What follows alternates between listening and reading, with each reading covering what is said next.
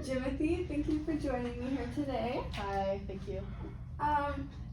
Before we get started, can I just confirm your last name and your birthday, please? Yeah, my last name is Arbor, and my birthday is December 1st, 1955. Perfect. That all checks out. So my name is Winter. I'm a radiation therapy student. And we're gonna go over a couple of things just to get you organized and prepared for your treatments. Okay. So Dr. Bashir has asked that you have 23 treatments of radiation alongside your chemo. Yes, that sounds correct. That sounds correct. Perfect. So when you come for your treatment, so your first treatment is on Monday, March 4th at 4 p.m. So when you come for that treatment, you're gonna want to come down to the basement, the same place you came for your CT appointment. Mm-hmm. And they're gonna check in with the clerks at the front there. And they're gonna get you to change into a couple gowns, and then they're also gonna give you your schedule for the rest of the week. Okay. And then every Thursday, they will give you your schedule for the following week as well. Okay. So we only treat Mondays to Fridays, so you'll have a little break every weekend. We don't treat on any holidays though. And then how are you planning to get to treatment? My wife is going to drive me.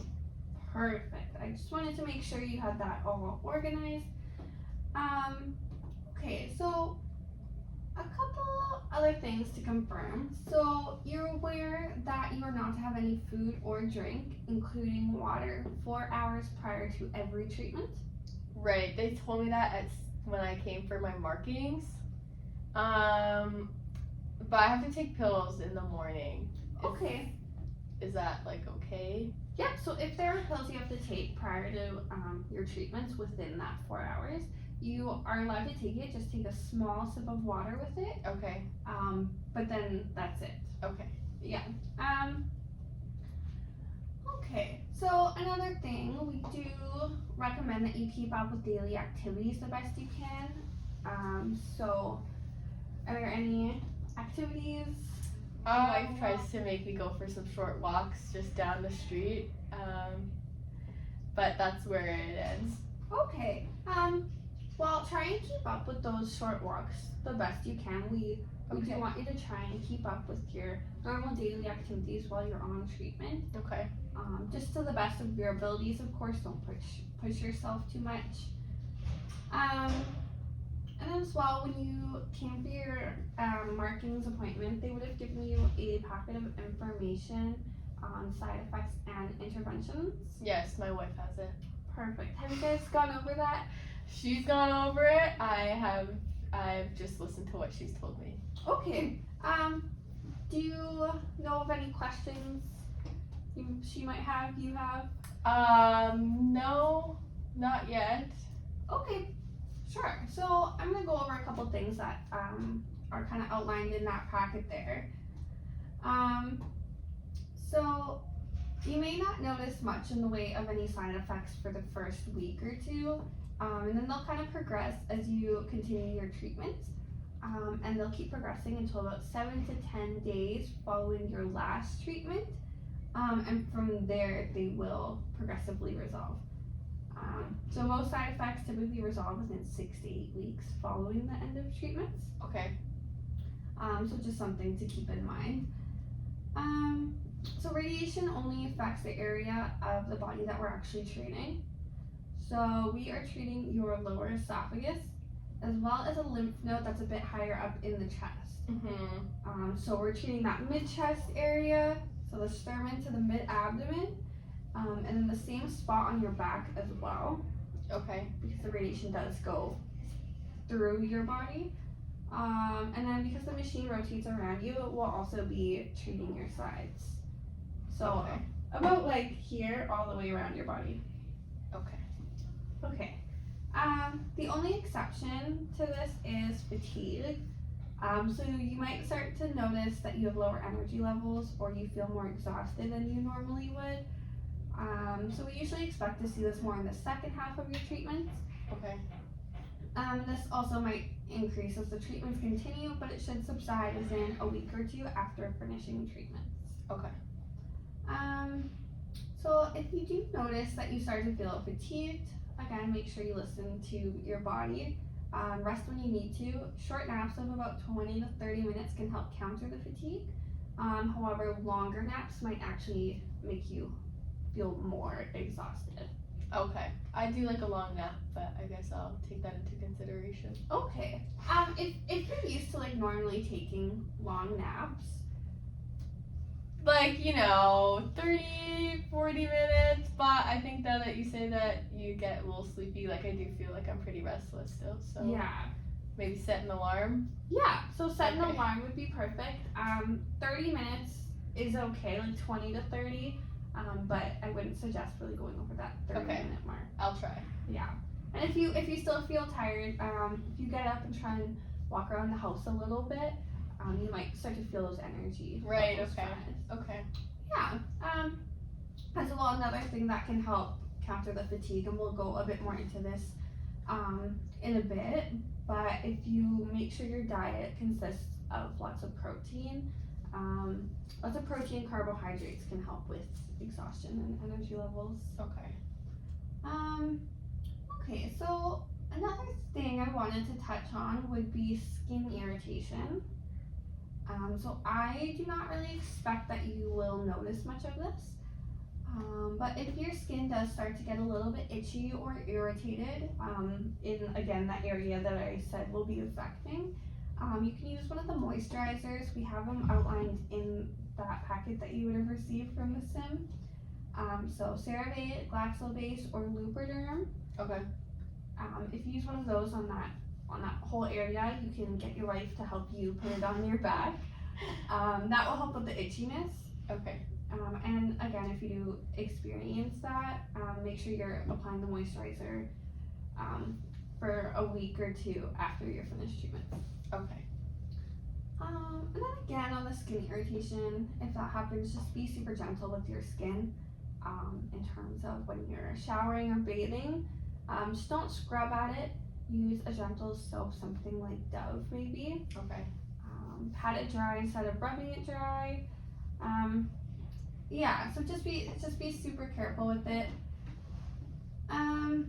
If you have any hair on your back or your chest area there, it is likely that will cause some hair loss in those areas. Okay. If you choose to shave in those areas, we would suggest using an electric shaver. It's okay, I don't shave. So it might fall out in patches, but it should start growing back after a few weeks following the end of your treatments. The main side effect that you'll probably notice will probably be some difficulty swallowing. So you might feel some pain when you swallow, or the sensation that food is stuck in your esophagus. This can also be associated with the feeling of pain in your chest. Do you experience any trouble swallowing? Yeah, right now I'm having difficulty swallowing. Okay. Yeah. Sometimes I just lose my appetite because it's not worth it. Okay, so we will probably make both of those things a little bit worse, which I know sounds kind of scary. But we'll go over a couple things that you can do to kind of help with that. Okay. So firstly, if you notice your appetite's really struggling, we can give you a referral to a dietitian. Okay. They can help you with, kind of suggestions on how to help you get more food down, and they can also kind of tailor it to your diabetes as well. Yeah, and they can give you some more suggestions on that. If you would like a referral now, I can do that for you. Or if you wanted to hold off, you can get that referral at any time if you ask one of us while on treatment. Okay. Did you want to consider that? Maybe wait? I think I'll maybe wait. Like, I'm doing okay right now. Okay. So I think I'll just take it day by day and For sure. and assess. And okay, so just let us know how things are going throughout treatment, and yeah, we can take it from there. Okay. But I'll go over a couple of things just to help with the difficulty swallowing, which again is likely to get a bit more challenging. So foods that are moist and soft will be a little bit easier to get down.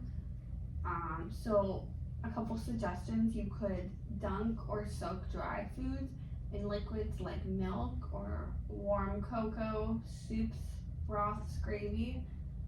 If you like any of that stuff. If you're eating bread, you can do things like cut the crust off.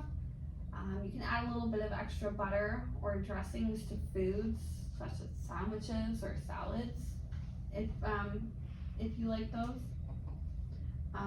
Small sips of liquid with each mouthful can also help kind of get it down and kind of moistens it up when it's already in your mouth. And then also, if you cut food into really small pieces, you can mash it, you can puree it. That will also help with swallowing. And also, smaller meals or snacks just throughout the day instead of larger meals can be a bit more manageable. Okay. Yeah. Have you tried any of these for the difficulty you're already having? I've tried like the smaller portions. Okay, how's that been? Like it's and like drinking water when eating, and it's like okay. Obviously, I still have difficulty swallowing and like pain in my chest. But again, trying to take it day by day. Yeah. Okay. So that's good. That's helping you go get a little bit more down than you otherwise. Yeah. Okay. So yeah, keep doing that. And again, you can try some of these other things too if you think that would be helpful. We also would suggest avoiding foods that are like dry, hard, as well as acidic, citrusy, or spicy. Okay. Yeah, I don't like spicy foods and I don't like acidic foods, so Perfect. I eat a pretty bland diet. Okay, so that will come in handy then. Avoid crunchy foods, chips and toast, those could be bland. And also avoid foods of extreme temperatures. So eat foods that are like room temperature or lukewarm, slightly chilled. We just don't want anything like hot or too cold, because those can also be a little bit harder to swallow. And then as well, if you needed, you can always ask the doctor if they have a mouthwash that they can prescribe if it's needed. And what this would do is it would coat and numb the esophagus, so that's less painful to swallow. Okay. Yeah, I might do that in my next appointment then. Okay, yeah, bring it up. It's a fast-acting temporary relief, just before you eat, but it can really help with kind of numbing. Okay. Do you know what it's called?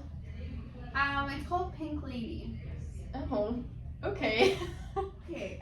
So with this, and you've already mentioned this, but with this difficulty swallowing, can come kind of a loss of appetite. A loss of appetite and some weight loss.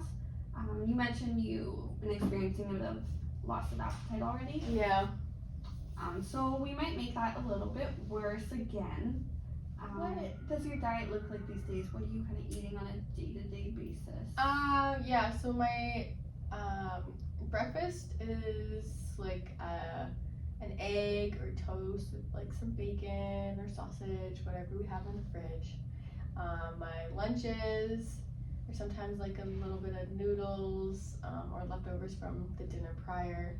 And then sometimes at dinner, like we'll get takeout, like fries or like Chinese food, burgers sometimes, but I cut them in half because I can only eat half. Okay. Yeah. Okay. So that's a pretty good start. I would kind of say we might want to like kind of decrease the foods that are kind of processed and have a lot of fat in them. Okay. It also sounds like you're not really getting a whole ton of fiber in there, so maybe increase foods kind of that have fiber in them. Fiber. What foods have more fiber? So if we're looking for more fiber, I would suggest like fruits and vegetables, specifically ones that don't have a peel. Okay. Or like take the peel off of them. Okay. That can help. Also like oatmeal, brown rice, things like that. Again, if you can always look up like the Canada Food Guide if you need something to kind of follow Okay. for suggestions, because we kind of follow them. So other things that will help you with your appetite, and just, help you keep getting some food in.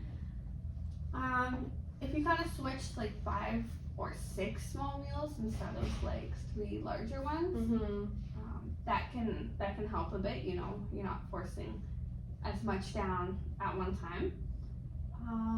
Again, eating protein, that will help, and also make sure you're having calorie-rich foods as well as getting lots of fluids in, because this will help you maintain your strength, and it'll also, help you avoid any muscle loss. Okay. Take advantage of times where you can eat a bigger meal. So if you feel like you would be able at this time to eat a larger meal than usual, eat a larger meal than usual. Okay. You can plan. You said your wife kind of drags you out for walks. She does. Her and the dog. Her and the dog. Okay, well, it might help to kind of plan those walks around meal times. So if you suggest to your wife that short walk prior to a meal time, it might increase your appetite a little bit Okay. for when the meal time comes. So yeah, and then stick to foods that you can tolerate until you can kind of handle more of a variety. So whatever that may be, it is more important that you're getting food in overall than what food you're getting in. Keep snacks nearby so that anytime you're hungry, you can just grab it. Couple snacks. Yeah, just have a little snack, lots of snacks through the days. And then again, drink liquids, things with calories, like milk, milkshake, nutritional supplements like Boost plus calories or Ensure plus, non-acidic juices as well. Anything with like nutrients in them and calories in them. Okay. Yeah, that'll end up being better appetite-wise than just plain water all the time. Okay. The doctor actually mentioned the Boost drinks. Where can I get that? So you can get those, like just at any grocery store, really. Oh, okay. Yeah, so I've seen them at like Walmart, Superstore. And like, are they like in the pharmacy aisle or like the drink aisle? They're usually around the pharmacy aisle. Okay, I'll look there then. Yeah. Okay, so another thing, just because of where we're treating, it is kind of in and around your stomach area. So because of this, we might also cause a bit of nausea. Were you having any trouble with nausea, like as of? No, not now, no. Okay. So yeah, you might not. Again, these side effects, it's very person to person basis. So you might experience some of them. You might experience less or more of them. Okay. But the stomach is kind of within that area, so you might experience a bit of nausea. So again, for that, several small meals throughout the day, which you might already be doing with the appetite, so that'll help. Eating slowly also helps. And then eating room temperature foods, which again we discussed helps with the swallowing. Right, yeah. So there's a couple of these you might already have down. Bland or starchy foods can help. You did say you eat kind of bland foods. But some good examples would be like bananas, rice, brown rice if your diabetes doesn't really allow the white rice. Crackers and toast, if they're manageable, they're a bit more crunchy, so yeah.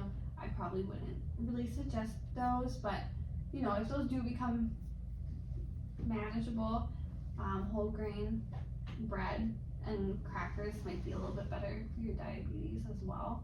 Okay. And then also if you need anti-nauseants, they have those out there. There's Gravel, which you can also get the generic version over the counter. So you don't need a prescription for it. And if you're feeling nauseous, like during treatments, you're having trouble laying down because of the nausea, if you take one of those 30 minutes prior to treatments, that can help while you're in treatment. Okay. And then as well, like I said, it is important to stay hydrated during these treatments. So we suggest usually 8 to 10 cups of water a day. How much water do you normally take in? Like probably like 1.5 water bottles maybe. Okay, you know what? That's a very good start. Okay. And again, 8 to 10 cups can sound like a lot to some people. So you're already doing very well. So yeah, if you try and get in, a little bit extra, that would be awesome. Okay, and then lastly, although I really wouldn't expect it, but just because, again, we're kind of treating between the lungs, in a sense, I guess. You might develop like a really slight cough. Okay. Do you have a cough at all? Do you notice? Well, I have a cough right now, yeah. Okay, just like a cold, or do you often? I used to smoke, so I think it's from that. Okay, so we might kind of irritate that cough a little. Okay. You might notice it get a little worse. That should subside on its own following treatments.